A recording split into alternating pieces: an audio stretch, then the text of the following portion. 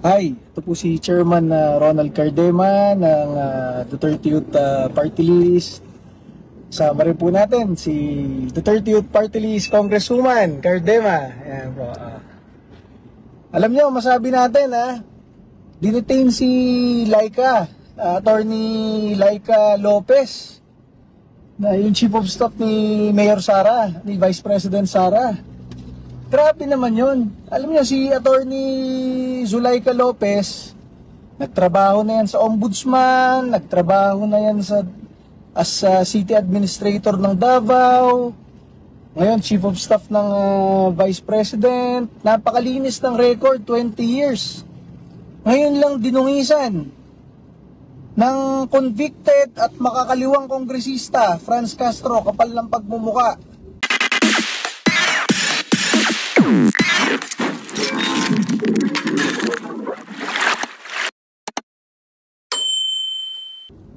Saan kayo nakakita na yung convicted na komunista na kongresista na nagdadala ng kabataan sa NPA area, na convict siya for endangering the lives of our Filipino youth, bringing them to NPA areas, convicted ka, criminal ka, ikaw pa ngayon ng parang mas mataas sa batas. Ikaw pa magsasabi ng i-contempt yan, abogada. Di ba? Sa'yo nakalitang ganun. Na yung mismong convicted criminal na komunista, kalyado na NPA na pumapatay ng mga pulis, sundalo at tropa ng gobyerno, siya pang may kapal na siya magdeklara na you are out of order, I will cite you in contempt, and ma-detain ka dito ng 10 araw. Yung pulis nga, kapag nanghuli, ilang oras lang pwede mag-detain ang pulis ng kriminal na bagong huli? Diba? 24 hours? 48 hours? Ganyan lang. Diba? Saan kayo nakakitang kongresista pwede mag-detain ng 10 araw? Hindi ba talagang labag sa karapatan ng isang tao yon, labag sa batas yon, right to liberty? Yung karapatan mo na malaya ka, di ba? Saan ka nakakita na yung mismong komunista na convicted, siya pa magdedeklara na you are out of order sa isang mabait at magaling na abogado? Kita niyo yung si Attorney Lopez, ang mahinahon lang lahat ng pagsagot.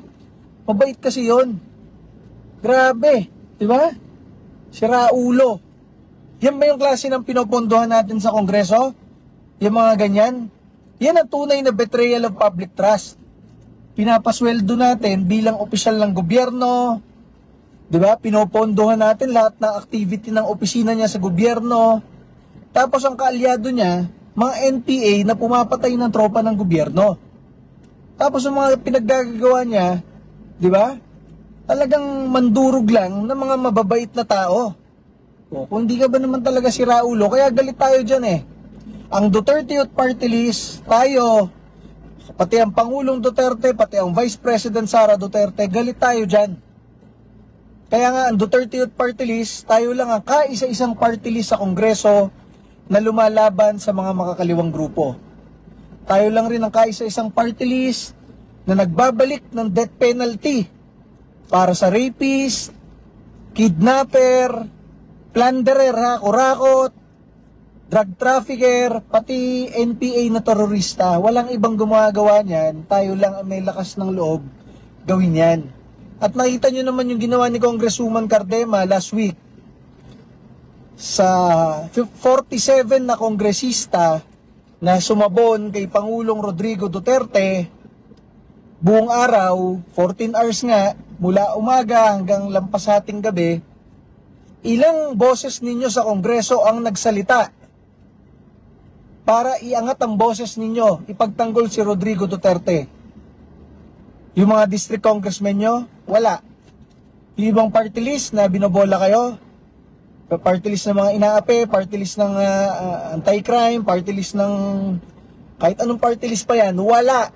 Ang kaisa-isang party list na naging boses ninyo sa Kongreso, paglaban sa mga makakaliwang grupo, pagbabalik ng death penalty para sa mga durugista, kriminal at terorista, at sa pagtatanggol kay Pangulong Rodrigo Duterte at kay Vice President Sara Duterte, nag-iisa lang ang boses ninyo.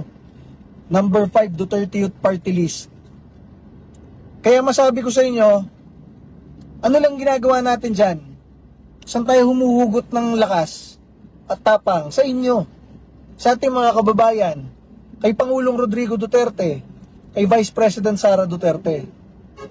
Kasi alam nyo, yung ibang kongresista dyan, yung ibang politiko dyan, yung pananahimik nila, aba, nadadagdagan ng pondo yan.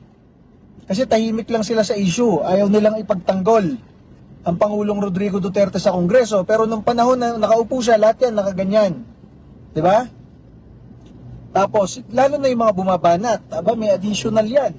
Diba?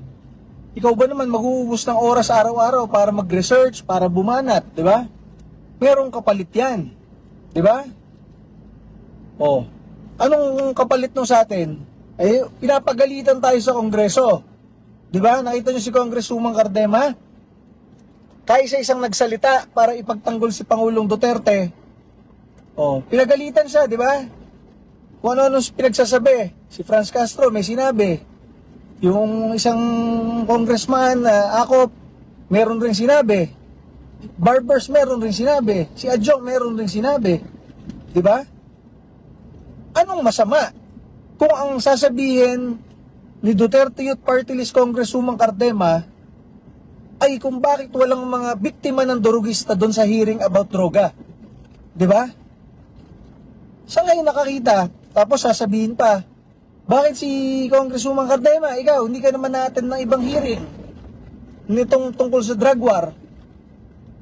Eh bakit a-attend? Ang witness, puro drug addict, puro drug lord, puro mayor na related sa drugs. Sino ipagtatanggol ni Congresswoman Cardema doon?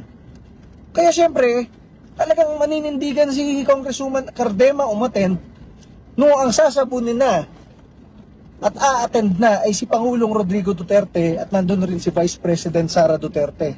Ano pakialam natin doon sa ibang witness nila? Witness nila iba, puro drug addict. Mga pamilya ng napatay na drug killer at drug pusher at iba't iba pa. Pakialam natin doon. Ang gusto ng sambayan ng Pilipino, mawala ang droga sa Pilipinas, mawala ang mga durugista na mambibiktima ng ating mga anak, apo, pamangkin at kabataang Pilipino, mawala ang mga kriminal at NPA na terorista.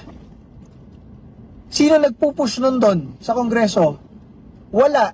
Isa lang. Duterte Youth Party List lamang po. Kaya tayo a-attend doon sa hearing kapag kailangan nating umattend. Kapag ang alam nating aapihin ay yung idol natin at pinagkakatiwalaan ng Pilipino, Rodrigo Duterte at Vice President Sara Duterte. Sa botohan patungkol sa SMNI, halos 300 na kongresista ang bumoto tanggalin ang SMNI. Si Congresswoman Cardema ng Duterte Youth Party List bumoto para i-retain yung SMNI channel. Kasama na rin si Congresswoman Gloria Arroyo, dating presidente, at si Davao City Congressman Pulong Duterte. Kahit kakaunti lang sila, eh talagang nanindigan sila para sa SMNI. Bakit? Yun lang yung kaisa-isang channel na tumutulong sa mga Pilipino, sambayan ng Pilipino, sa tropa ng gobyerno, labanan yung NPA. So kailangan natin tulungan yun. Isipin nyo, halos 300 na kongresista ninyo, boses ninyo, ang binoto, tanggalin yung SMNI channel. Yun na nga lang yung kaisa-isang channel na nagtyaga i-feature si BBM, si Sara nung kampanya, yung ibang channel, ayaw. So tumulong siya sa pagkapanalo ni BBM at ni Sara.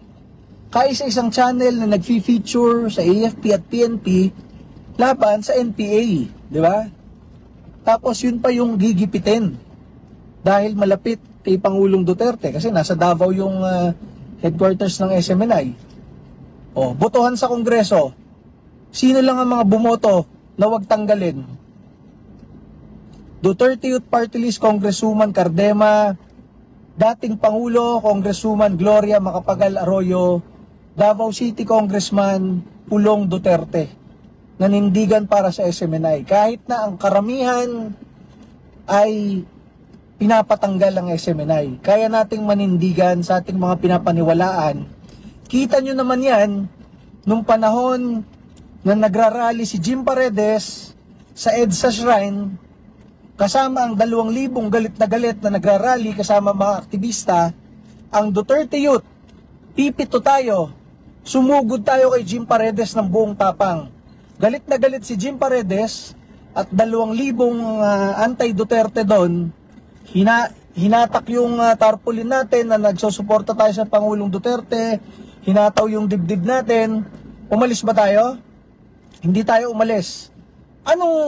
Bakit tayo nandun? Binayaran tayo? Sa tingin nyo, merong kaya na humarap sa 2,000 galit na tao dahil nasa bayad? O nandun tayo dahil ang kaharap ninyo, ang inyong Chairman Ronald Cardema ng Duterte Youth Party List, kaya manindigan sa kahit sino. Kahit kay Guanzon yan, na natalo natin sa Supreme Court kahapon, kahit kay Franz Castro yan, na convicted na congresswoman, kahit kay Kaloy Zarate yan, ng Bayan Muna, kahit kongresista yan, durog sa atin sa debate yan, kahit kay Raul Manuel, pinakaradikal na kongresista, durog pa rin sa atin sa debate yan. Walang ibang ganyan sa gobyerno, nakikipaglaban sa mga makakaliwang grupo. Tayo lang po talaga, Duterte Youth Party List, Chairman Ronald Cardema, and Congresswoman Cardema. Naninindigan para sa ating mga tropa ng gobyerno, mga pulis at sundalo. Naninindigan para sa inyo, protektahan ng inyong mga anak, pamangkin at apo at kabataang Pilipino laban sa droga, kidnappers, rapists at kriminal. Naninindigan para sa ating mahal na Pangulo Rodrigo Duterte at Vice President Sara Duterte. At pagtulungan natin yan, dahil ilang taon na lang, sisiguraduhin natin, meron tayong Pangulong Sara Duterte na strong woman dito sa Southeast Asia, magbabalik sa pagdurog sa mga kriminal, durugista at NPA na terorista ng bansa. At kauna-unahang leader, babaeng commander-in-chief na kayang iangat talaga ang Republika ng Pilipinas. Papalakasin natin tong bansang to under President Sara Duterte sa 2028. Kaya ngayon pong midterm election, hindi naman po tumatakbo ang Pangulong Rodrigo Duterte, hindi tumatakbo ang Vice President Sara Duterte. Tayo lang po ang tumatakbo sa national level, nadala at sumusuporta at nagpoprotekta at lumalaban sa mga Duterte. Duterte Youth Party List. Wala po tayong pondo na bilyon-bilyon o milyon-milyon katulad ng ibang party list. Wala tayong panahon para sumipsep sa mga nasa taas sa politiko para lang magkapondo. Ang nilalapitan lang po natin ay kayo, yung mga nakikinig po dito, ang ating mga kasamang Duterte supporters. Wala na pong iba. Wala tayong pang TV ads. Wala tayong ganun. Ang meron lang tayo, tapang, ang meron lang tayo ay tapang at malasakit at pagmamahal sa sambayan ng Pilipino at pagtitiwala sa inyo na kayo ay maninindigan rin para sa Duterte Youth Party List, para kay Pangulong Duterte, para kay Vice President Sara Duterte, para sa ating mga tropa ng gobyerno na nagsasakripisyo, pinoprotektahan kayo, kasama niyong lumalaban sa mga makakaliwang grupo katulad ni Franz Castro, Raul Manuel, Arlene Broses ng Gabriela, at ito sina Nery Colmenares ng Bayan Muna.